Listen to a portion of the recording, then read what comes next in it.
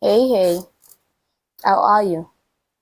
All right, so thanks for stopping by. So, we're going to be discussing things I wish that I knew, right, while starting out in career, especially as an undergraduate, that would have been able to help me have a great head start in my education. I'm not saying that I didn't do well, right? But then there are things that if you had known them, you would do better. And these are the things that most times you are not told at all because at the point where you're starting out, you are not sure of what you want. You are not sure of the things that are out there, and you're not even sure of the fact that the things you would do that would make all of the difference, right, in what you want to chase with your life. The first career myth I wish someone had told me about is the fact that if you follow your passion, every other thing will fall in place. Unfortunately, life doesn't work that way. Maybe it did at a point in time, but right now it's really not the what you would see presently playing out. Many people will tell you that um, they follow their passion and all that. You want to ask yourself, is that what the wish would teach their children? Is that what led them to where they are right now? So if you're someone that has been schooled over time, like follow your passion, do this, do what works for you, let me bust your bubble. You are going to have passion, different passion at different stages of your life. There was a stage of my life where what I was passionate about was impacting young ones and all that, inspiring people and all that. And then there's another stage where the passion entirely shifted from all of those things into desiring to contribute effectively to a system, right? That works. So passion changes per time. That's the idea. So if someone is telling you to follow your passion today, you want to ask yourself honestly, will this still be the passion I'll be chasing in the next 10 years, the next 20 years? And oftentimes, if you are really honest about it, it's not going to be the same thing, right? You are going to have so many varying meeting people, your exposure changes your passion. That's what I've experienced over time. And I wish that there was somebody that told me while I was starting out in career and making my choice that this passion that I think I'm chasing is not always going to be my passion, as it were. A study was conducted, and that study showed that there is no single person or very few people can outrightly say that they have a passion for one thing, just one thing in particular. So if your passion is not really one, it's not streamlined, how can you honestly now say that what you are chasing is going to be your passion in the next 5 years, or let's say 10 years? It's not really what's obtainable. So a better way that you can look at it is that you follow something that even if you are passionate about it, you must be proficient in it. There are so many people that do have big shows because of the fact that they blindly followed passion. I love it and all that. But they are not proficient in it. And then they have not thought about ways, honestly, that that thing that they are passionate about can be monetized.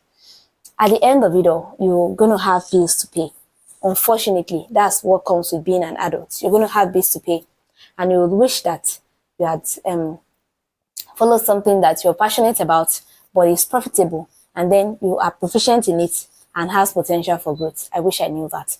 Number two, the power of having a formal education, right?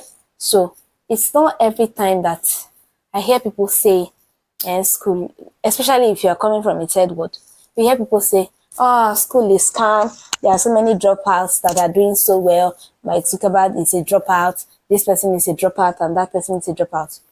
See, let me tell you, you're not in their climb, and what works in the West, unfortunately, is not going to work in Africa. And that's where most of my followership base is.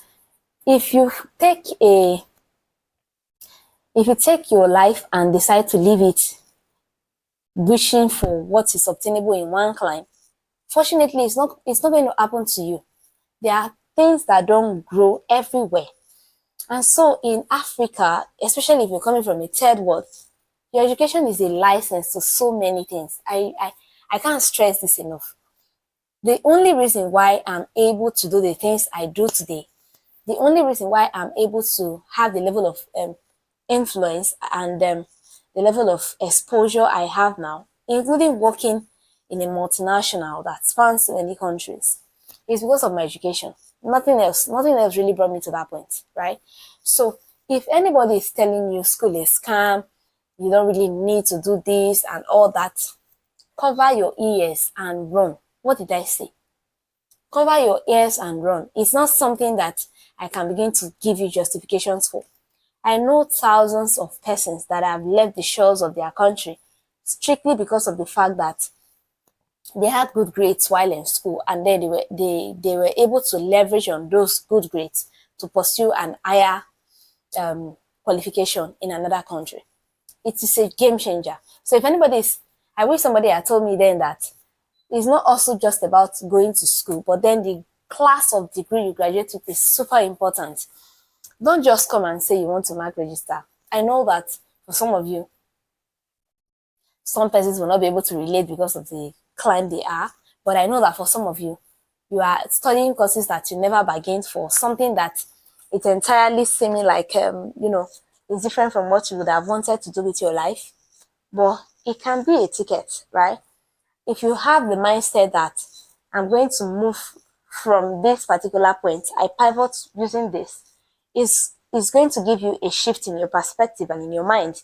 So you're not going to be doing things like, I'm just here now, so let's just do whatever comes. No, you are intentional about the education that you have come to receive, and you're intentional about getting good grades. I wish someone has told me that. Number 3, I wish that I knew that I'm not in school for competition. How do I explain this? We are born in and trained in Africa where we see everyone as our competitor, right? So you see somebody, your classmate, for example, and what you think about is, we are all struggling for the same thing. This person came here too. You see people as your competitors. Unfortunately, when you leave the walls of the school, reality will hit you so hard. Nobody is your competitor, right? School, if there's anything you should leverage while in school, is to build a good network of persons that you can easily call your own. I wish I learned that on time, especially from even secondary school level, because I was this one person that was so competitive. I always wanted to be the best. I'm sure if my secondary school classmates see this video, they'll just be like, that's so true, that's so true. I was that kind of person. That when result comes out, the first thing I go and do is I'm checking for people soon and trying to look, who did I do better than and all that. See, in the real world, what wins is collaboration. You're going to meet people. You're going to meet people. And some of the opportunities you are going to look out for are going to be, they are only going to come into them because of the kind of people you know, right? So it's stupid to come and be doing competition over collaboration. The outside world is not the same as the forward. So I wish someone had told me, or I knew earlier, that in the real world, what thrives is collaboration. Nothing like competing, trying to outdo another person. All right, so I wish also that I read and prepared for my exams, not just to pass, but to know what I was reading. Oftentimes, we think that the things we are studying have no bearing with what we'll do. In fact, I had a classmate that, a coursemate then, that actually asked one of our lecturer, I can't forget, a particular class, and he was asking the man that, sir, all of this mathematics we are doing, differentiate between x and y, what, because of the fact that I studied engineering, of course, and all of this calculus, advanced algebra, why do we really need it? I mean, what am I going to use it for? Oftentimes, I'll become an engineer and I'm working on it. For example, for those that are now in practicing in the field, I will be working as a drilling engineer. What do I really need differentiation for?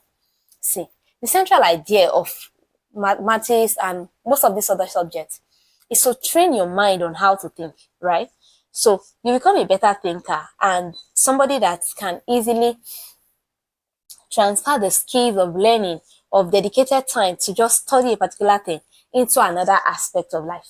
So, and also your grades may not be showing, for example, everything you put in, but they will show that you are someone that can spend time to learn about something. You are someone that can be meticulous to understand basic concepts. You are someone that can be trained into an aspect that the company you desire to work with may be looking at. Okay, so I wish I knew that getting good grades is important. It's not just because of the grades. It's because of the person you become in trying to get those grades. Number 5, I wish that I knew that extracurricular activities are not just for fun, right? Most of us grew with that mindset of, I just came to school to read.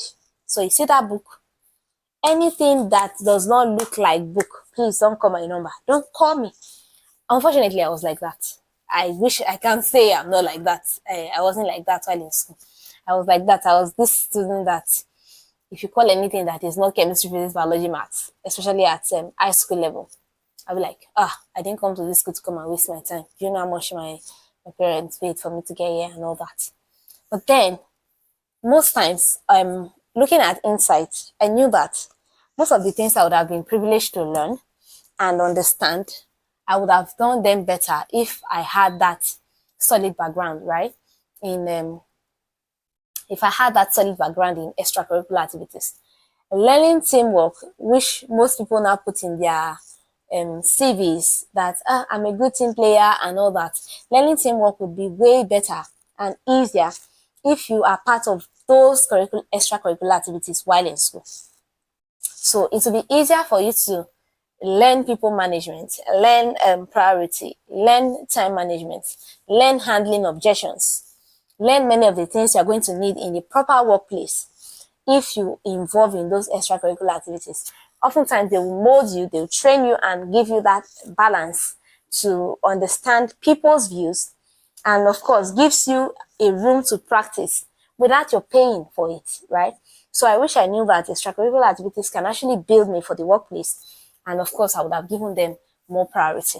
Number 6, I wish that I knew that grades don't mean nothing. Before now, grades mean nothing, grades mean nothing. Grades don't mean nothing. Grades are important, okay? The opportunities that you would not even be able to bid for, to even apply for, just because of the class of degree you graduated with. Don't let anybody fool you. Let me tell you. Take it from me. I have seen people who would have gotten jobs that did not even get an invite to those jobs to apply in the first place because of the class of degree they graduated with. So if somebody is telling you that, it's just paper, why are you taking school so personal? Block your ears and run. What did I say? Do that for your future. Do it for even if you don't want to do it for anybody, do it for your children. Give yourself a launch pad. Don't become somebody that has blown off all of his options such that you are now tied down to being, I want to be an entrepreneur and all that. If you want to be an entrepreneur, nobody stops you from becoming a world-class entrepreneur that also has good grades in school. So the entire idea of because I want to be an entrepreneur here and there, or a freelancer and all that, if you leave your school as a third world person, citizen, right, and say because you are motivated by motivational speakers and all that, I wish I can just smile from this point and tell you that you'd regret it. I know you would regret it. It's not, you would regret it. Okay, so number 7, I wish I knew that the class of degree I graduated with is not necessarily going to determine the field of study or the field of endeavor I'm going to face. So some of us studied engineering, and because we studied engineering, we got stuck with the idea of, if I studied engineering, I must work in an engineering firm. I must do this, I must do that. No. The idea of going to school is to learn skills that are transferable, especially if you are in a place where the opportunities are kind of limited. You would learn and do yourself a world of good by learning to pivot from one phase to another. So if something is not working in the space that you are, for example, I did petroleum engineering, but today I'm a sales engineer, and a sales engineer for excellence, right? Because these skills that you learn in school, the ability to learn new things, transfer the knowledge, becomes a launch pad for you to be able to navigate any career path you decide to choose, right? So if you need to pivot, please, by all means, do that. If it is not coming and you studied medicine and surgery and you're not seeing opportunities that align with that, or your passion has changed, because of course over time I told you already that what you want for your life would be changing. If your passion has changed and every other thing in between, then pivot, by all means, pivot. ensure that you are staying true to yourself in as much as it gives you the opportunity and the leverage to express yourself, find expression, and of course, be paid for it. Pivot. And then, of course, oftentimes, eventually, you would now be able to pivot back to it. So, when you are able to get that level of independence that financial freedom brings, you can now do anything. You can now decide and say, follow your passion. At that level, it becomes all about what you really want because there's nothing at stake. You are able to take care of your family and then source for your, and you are able to foot your personal bills, of course. Then you can do all of that. Number 8, I wish I knew that someone could have told me that I shouldn't read only books that are field dependent, are in my field. So if you are able to learn on time to diversify, to read things that are beyond the scope of your study, it will translate to you becoming a very wholesome person, especially books on finance and personal development, because there are things that the school system would not naturally teach you, except for 1 or 2 courses I just pick up, by the way, entrepreneurship and all that. If you are not in those course of studies, if you are an engineering student, or maybe you are in a field that is unrelated to finance, I want you to take your time to read books that are also in it. Learn about the stock market, learn about business, learn about factors of production. How does the new world order go? How do people multiply their money? How do people work? Because the school will only teach you to become an employee that works for money. How do you multiply the money you work for? How do you leverage on things that are within your field? So learn about those things. Read books that are not only in your aspect and other. That leads me nicely to number 10. I wish that I knew that starting a business while in school is not for unserious people. So for some of us, we saw classmates that had businesses, and then for us, we just looked at it like, oh, this person is unserious. I mean, what kind of thing is that? A bed in hand, singular focus, and all that. See, if you start a business while in school, oftentimes what that does is that it helps you to know how to prioritize and to manage your time. That business can grow and become a multinational. So many persons started what they do now as a side also, as a side business while in school, as a way to just spend time. But then at the end of the day, it's something that they are leveraging on today. So starting a business is not just for unserious students. It's something that if you are able to, please do and do it well. But then don't forget, your grades must also be at par with whatever you're doing. Number 10, I wish I knew that I needed to define what I want while starting out, right? You can't really define it while starting out.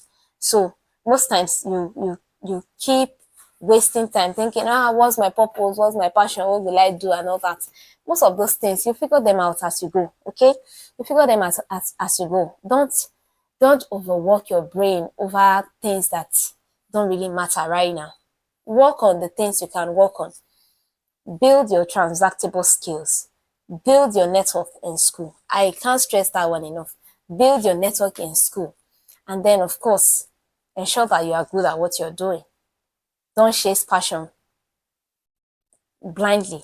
Chase passion that you are proficient in and that has profitability. I hope you found value in this video. If you did, please check out the other videos I have. And don't forget to subscribe to this channel. See you next. See you around.